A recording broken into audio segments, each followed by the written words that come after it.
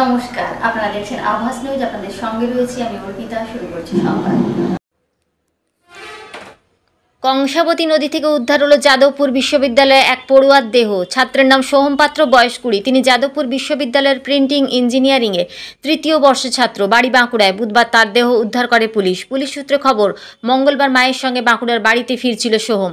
Train Medinipur স্টেশনে ঢোকার আগে কাঁসাই হল্টের কাছে গতি কমায়। সেই সময় টয়লেটে গিয়েছিলেন ছাত্রের মা। ফিরে এসে তিনি দেখেন ছেলে সিটে নেই। প্রত্যক্ষদর্শীরা মহিলাকে জানান ছেলে ট্রেনের দরজার কাছে গিয়েছিল। এরপর আর সোহমের খোঁজ মেলেনি। বুধবার সকালে মেদিনীপুর শহরের কাছে কাঁসাই নদী থেকে উদ্ধার হয় দেহ। স্থানীয়দের সহযোগিতায় রেল পুলিশ ও জেলা পুলিশ দেহ উদ্ধার করে। সোহম কোনোভাবে ট্রেন থেকে পড়ে যান না নদীতে ঝাঁপ দেন তা খতিয়ে দেখছে পুলিশ। থানায় কোনো অভিযোগ দায়ের হয়নি। রেল পুলিশ সূত্রে খবর, মঙ্গলবার বিকেলে হাওড়া আদ্রা শিরোমণি এক্সপ্রেসে বাড়ি ফিরছিলেন সোহম। সঙ্গে ছিলেন তার মাও। ট্রেন মেদিনীপুর স্টেশনে ঢোকার ঠিক আগে কাঁসাই হল্টের কাছে পৌঁছায়। সেই সময় সোহমের মা শৌচালয়ে যান, আর সেই ফাঁকেই চলন্ত ট্রেন থেকে নদীতে ঝাঁপ দেন সোহম। কামরার অন্যান্য যাত্রী বিষয়টি বুঝতেই পারেননি। কয়েক মিনিটের মধ্যেই ট্রেন মেদিনীপুর স্টেশনে ঢোকে। এদিকে শৌচালয় থেকে বেরিয়ে ছেলেকে খুঁজে না পেয়ে সহযাত্রী এবং টিকিট পরীক্ষককে বিষয়টি জানান সোহমের মা। মেদিনীপুর স্টেশনে পৌঁছানোর পর রেল পুলিশকেও জানানো হয় বিষয়টি। রেল পুলিশের সন্দেহ হয় ট্রেনের দরজায় দাঁড়িয়ে টাল সামলাতে না পেরে নদীতে পড়ে যেতে পারেন সোহম। রাতেই রেল পুলিশের তরফে নদীতে খোঁজাখুঁজি শুরু হয়, তবে তখন দেহ মেলেনি। বুধবার সকালে কাঁসাই হল্ট এলাকায় রেলের ব্রিজের ঠিক নিচেই নদীতে দেহ ভেসে উঠতে দেখেন রেল পুলিশের লোকজন। খবর দেওয়া হয় পশ্চিম মেদিনীপুর জেলা পুলিশকেও। ঘটনাস্থলে পৌঁছায় গুড়গুড়িপাল থানা ও খড়গপুর লোকাল থানার অধীন সাদতপুর ফাঁড়ির পুলিশ। ওই এলাকাটি সাদতপুর ফাঁড়ির অধীনে বলেই জানা গিয়েছে। রেল পুলিশ ও স্থানীয়দের সহযোগিতায় বুধবার সকাল 11:15 দেহ উদ্ধার হয়। কান্নায় ভেঙে পড়েছেন সোহমের মা ও পরিবারের সদস্যরা। পুলিশ সূত্রে খবর, বাঁকুড়া শহরের 15 নম্বর ওয়ার্ডে সোহমের বাড়ি। মঙ্গলবার রাতেই পরিবারের লোকজন মেদিনীপুরে পৌঁছেছেন। মেদিনীপুর শহরে সোহমের মামার বাড়ি বলেও জানা গেছে।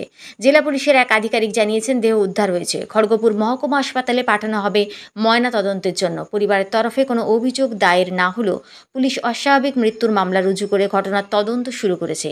এদিন দেহ উদ্ধারের পরে সোহমের মা মল্লিকা পাত্র, বাবা দীপক পাত্র বলেন, এই মুহূর্তে কিছু বলতে পারছি না। কী ঘটেছে সেটা পুলিশ বলবে। আমরা কিছু সন্দেহ করছি না। আমার ছেলে 3rd ইয়ারে পড়তো। র্যাঙ্কিংয়ের কোনো প্রশ্নই নেই। আমার ছেলেকে সবাই ভালোবাসতো। আমরা মনে করছি সুইসাইডই করেছে।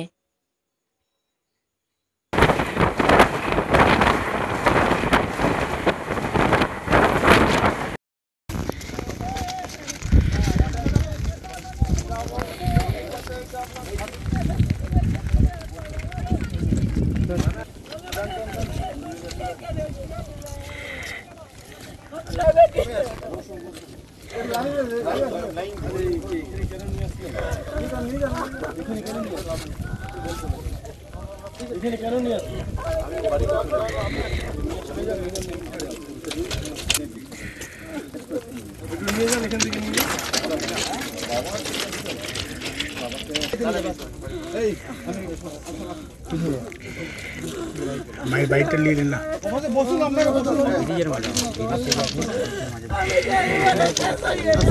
একটু বসিয়ে দিন না, বসিয়ে দিন না, কেন বসিয়ে দিন একটু। গাড়ি আসবে, গাড়ি আসবে, গাড়ি আসবে। আমি যা ছুটে ছুটে যাচ্ছি, কেন করে ভাই খেতে আমার ভাই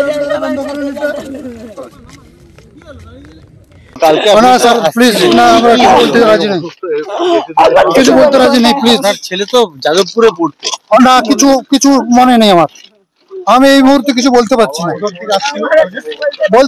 কিছু। প্লিজ, আমাদের কোনো প্রচারের প্রয়োজন নেই। না, ঘটেছে, ঠিক হয়ে গেছে। ওর জন্য পুলিশ করছে, পুলিশ বলবে। এই কোনো সন্দেহ কিছু? না, সন্দেহ কিছু নেই। কোনো সন্দেহ নেই, কলেজে কোনো সন্দেহ নেই, কোনো কমপ্লেন নেই। আমার ছেলে, না, আপনার ছেলেকে কোনো র্যাগিং করা হতো না? কিছু না, আমার ছেলে 4 ইয়ারে পড়ে বসে রেগিং করতো। সবাই ভালোবাসে, হ্যাঁ? আমার ছেলেকে সবাই ভালোবাসতো। ওটা যাদবপুর ভালোবাসতাম না, আমরা ভালোবাসতাম। ইন্টারনালি কিছু প্রবলেম হয়েছিল, হ্যাঁ, অসুস্থ হয়েছিল, ওই জন্য আমি মনে করছি সুইসাইড করেছে। সুইসাইড করেছে, অনেক মনে কিছু হয়েছে।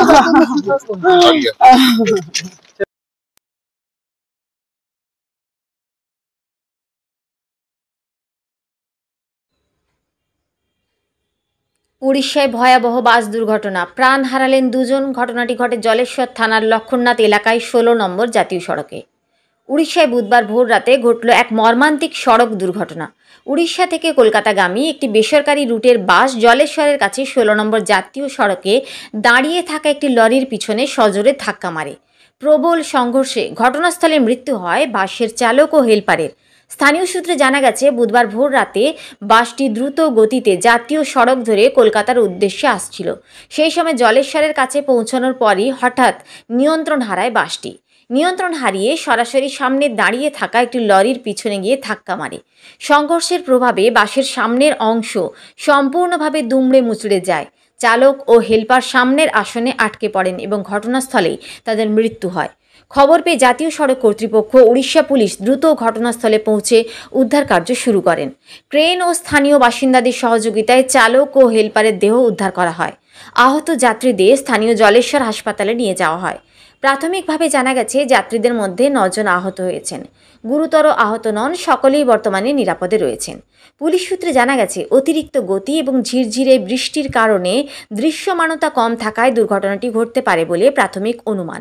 তবে সঠিক কারণ জানতে তদন্ত শুরু করেছে উড়িষ্যা পুলিশ। দুর্ঘটনাগ্রস্ত বাস ও লরিটিকে আটক করা হয়েছে।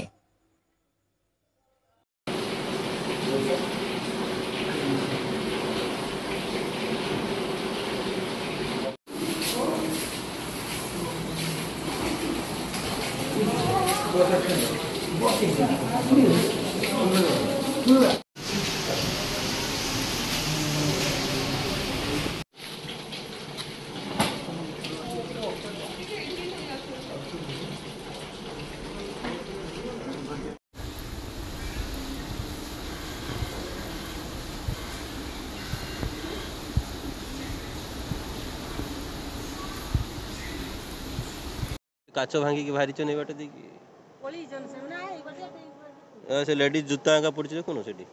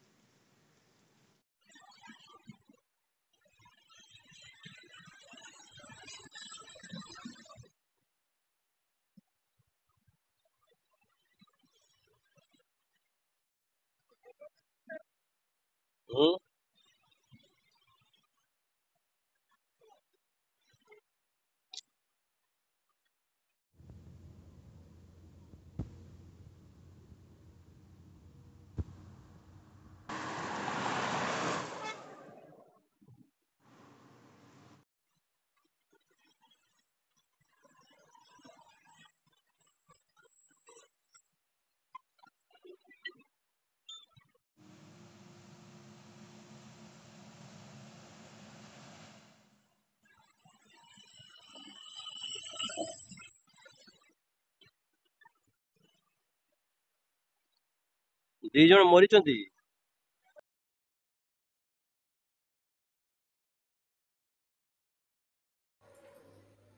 অন্ধ্রপ্রদেশে ল্যান্ডফলের আগেই শক্তি হারায় ঘূর্ণিঝড় মন্থা। তবে তার প্রভাবে ওড়িশা ও বাংলা উপকূলের জেলাগুলিতে আবহাওয়া যথেষ্ট দুর্যোগপূর্ণ। পূর্ব মেদিনীপুরের বিভিন্ন জায়গায় মঙ্গলবার থেকে বৃষ্টি ও ঝোড়ো হাওয়ার দাপট ছিল। রাতভর বৃষ্টির পরে বুধবার সকাল থেকে দীঘাও অনেকটাই ফাঁকা। সমুদ্রে নামতে দেওয়া হচ্ছে না পর্যটকদের, চলছে মাইকিং। আবহাওয়া দপ্তরের পূর্বাভাস, বৃহস্পতিবার পর্যন্ত এই দুর্যোগপূর্ণ আবহাওয়া থাকবে। দীঘা শঙ্করপুর উন্নয়ন পর্ষদের তরফে মাইকিং করা হয়েছে সকাল থেকেই। পর্যটকরা যেন সমুদ্রে না নামেন তার জন্য সতর্ক করা হচ্ছে। এর মধ্যে আবার জোয়ার এলে সমুদ্রের জল বাড়বে বলে জানিয়েছে প্রশাসন। সিভিক ভলেন্টিয়ার নুলিয়ারা কড়া নজরদারি চালাচ্ছেন সমুদ্রের ধারে।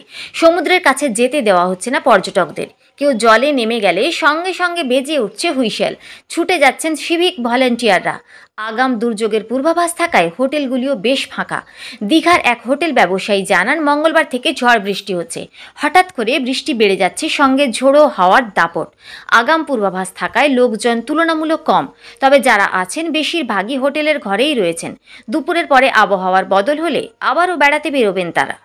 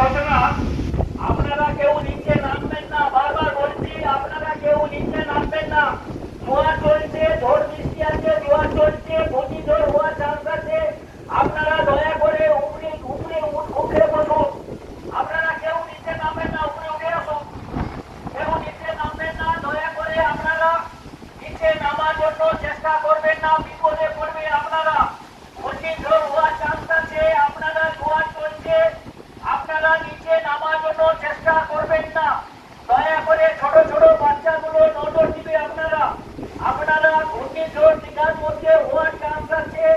আপনারা কেউ নিচে নামার জন্য অথবা নিচে মোবাইলে ছবি তোলার জন্য নিচে নামার জন্য চেষ্টা করবেন না। ছোট ছোট বাচ্চাগুলো নজর দিবেন। আপনারা কেউ জোয়ারে চাষ করার জন্য চেষ্টা করবেন না। আপনারা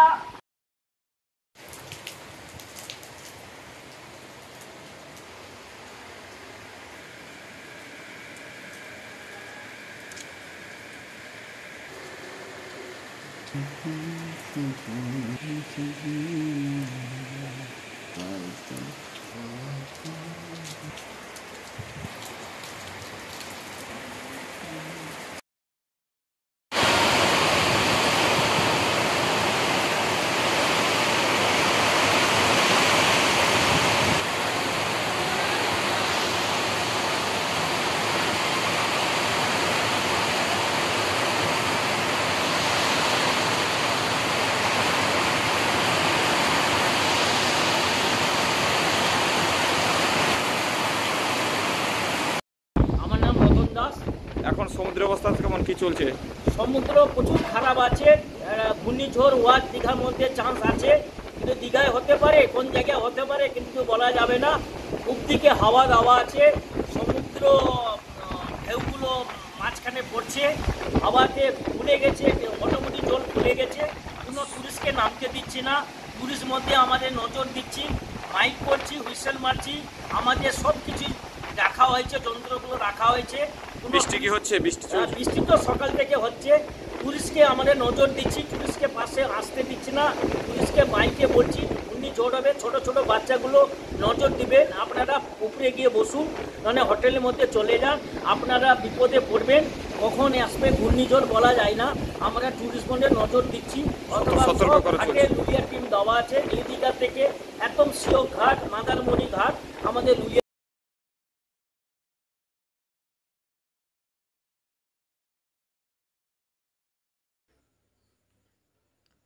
ঝাড়গ্রাম ও পশ্চিম মেদিনীপুর যাওয়ার রাজ্য সড়কে বুধবার সকালে পথ অবরোধ করলেন পশ্চিম মেদিনীপুরের চান্দড়া রেঞ্জের অন্তর্গত বেলিয়া গ্রামের বাসিন্দারা। মূল কারণ লাগাতার হাতির উপদ্রব। স্থানীয় সূত্রে জানা গেছে, গত কয়েকদিন ধরে ডাইনমারি, ডুমুরকোঠা ও হেতাশোল এলাকায় দলমা পাহাড় থেকে আসা একদল হাতি দাপিয়ে বেড়াচ্ছে।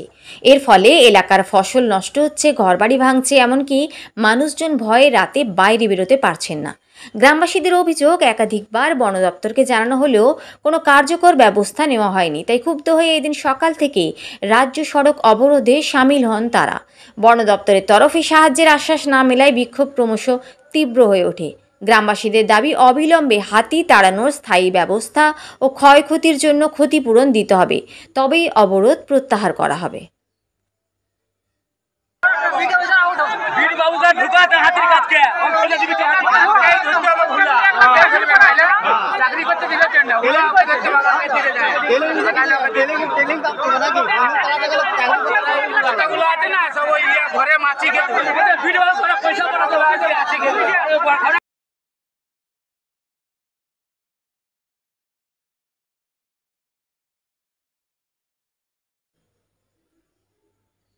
ঝাড়গ্রাম জেলার বিনপুর 1 নম্বর ব্লকের চাঁদাবিলা গ্রামে দেখা দিয়েছে তীব্র পানীয় জলের সংকট।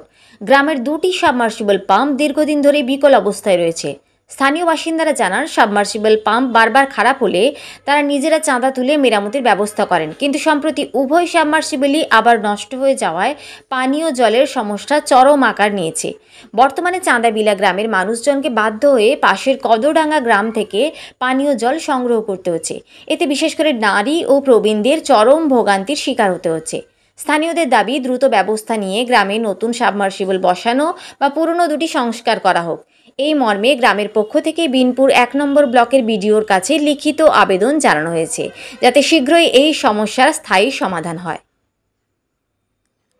তোমাদের কিসের সমস্যা? কতদিন হলো? তোমরা এখন জল, তাহলে জল কোথা থেকে আনছো? 3 কিলোমিটার দূরের থেকে মাঠে নিয়ে আসে, ওইখান থেকে জল এনে খাচ্ছি। তোমরা ভিডিওকে জানিয়েছিলে? ভিডিওকে জানানো হয়েছে, কোনো ব্যবস্থা নেই। প্রধান সাহেবকে? সবাইকে জানানো হয়েছে। তারা কি বললো? হয়নি, এখন বলছে পরে হবে, কিন্তু এখনো কোনো ব্যবস্থা হয়নি।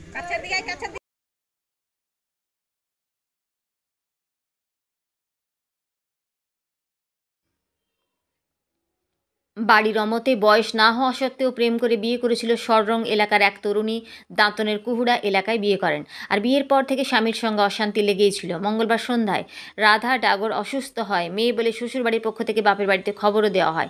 বাপের বাড়ির পক্ষ থেকে ডাক্তার দেখানোর পরামর্শ দেন। আর বুধবার সকালে খবর যায় খুবই অসুস্থ। মেয়ের পরিবারের কর্তারা এসে দেখেন তার মেয়ের মৃত্যু হয়েছে।